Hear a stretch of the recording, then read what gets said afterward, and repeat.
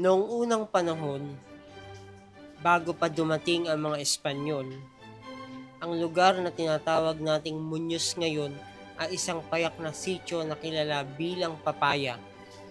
Dito nakatira ang mga simpleng mamamayan na ang pangunahing hanapbuhay ay pagsasaka at pangingisda. Tahimik ang kanilang pamumuhay at umaasa sila sa likas na yaman ng kalikasan. Taong 1886, pinalitan ang pangalan ng Papaya at ito'y tinawag na Muñoz. Ginawa ito bilang parangal kay Don Francisco Muñoz, ang unang gobernadorcilyo o pinuno ng baryo noong panahon ng mga Espanyol. Noon, ang Muñoz ay hindi pa isang bayan. Isa lamang itong baryo ng San Juan de Guimba. Subalit, dahil lumalaki ang populasyon at dumarami ang mga sityo at baryong napapabilang dito, nakita ng pamahalaan ng potensyal na ito ay maging isang ganap na bayan. Dumating ang taong 1913, Enero 10, at sa pamamagitan ng Executive Order No. 72 na inirekomenda ni Gobernador Isauro Gabaldon at pinagtibay ni Acting Governor General Newton Hilbert, opisyal na itinatag ang munisipalidad ng Muñoz. Sa panahong ito, nagsimula ang mga unang hakbang tungo sa pag-unlad. Naitayo ang Municipal Hall at maliit na pamilihang bayan sa lumang bayan na ngayon ay tinatawag na Poblacion North.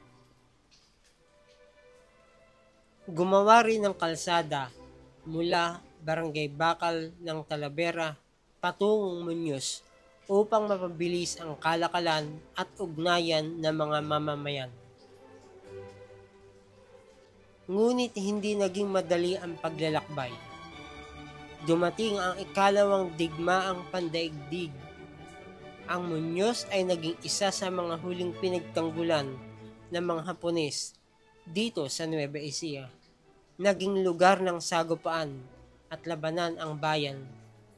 Maraming ari-arian ang nawasak at maraming buhay ang naapektuhan. Ngunit matapos ang digmaan, muling bumangon ang Muñoz. Nagkaisa ang mga mamamayan upang muling itayo ang kanilang komunidad at ipagpatuloy ang pag-unlad. Lumipas ang ilang dekada at dumating ang panibagong yugto noong Setyembre 3, 1993. Idineklara ng Department of Science and Technology ang Muñoz bilang isang science community. Bakit? Sapagkat dito matatagpuan ang napakaraming institusyong pang-agham at pang-agrikultura. Narito ang Central Luzon State University, na kilala bilang isa sa pinakamahusay na universidad sa larangan ng agrikultura sa Pilipinas. Narito rin ang Philippine Rice Research Institute o PhilRice, na nagsasaliksik ng mga bagong uri ng palay at makabagong teknolohiya sa pagsasaka. At narito ang Philippine Carabao Center na nangangalaga sa pagpaparami at pagpapabuti ng kalabaw para makatulong sa mga magsasaka. Dahil sa mga institusyong ito, nakilala ang Muñoz bilang sentro ng kaalaman, pananaliksik at agham.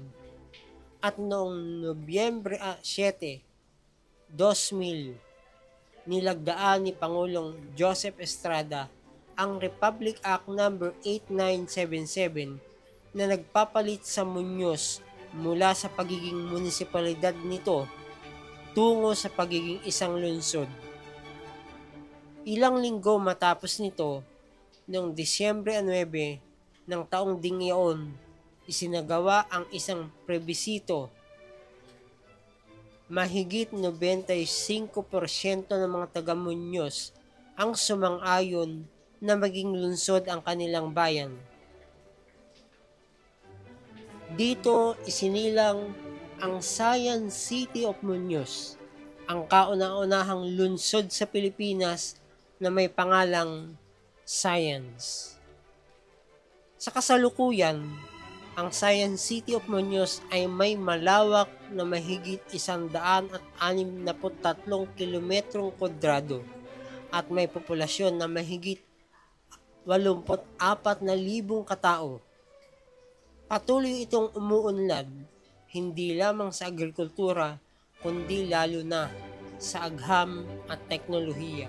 Sa pamamagitan ng mga institusyong naririto, nagiging bukas ang mga mamamayan sa mas mataas na antas ng edukasyon at pananaliksik.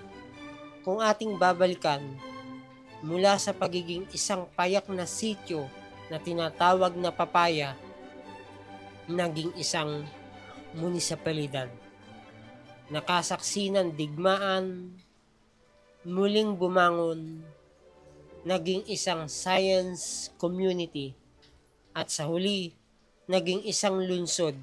Makikita natin ang kahangahangang paglalakbay ng Muñoz, isang patunay na sa pagtutulungan at sipag, determinasyon, ang isang maliit na baryo ay maaaring maging isang dakilang lungsod na kinikilala sa buong bansa bilang Science City of Muñoz.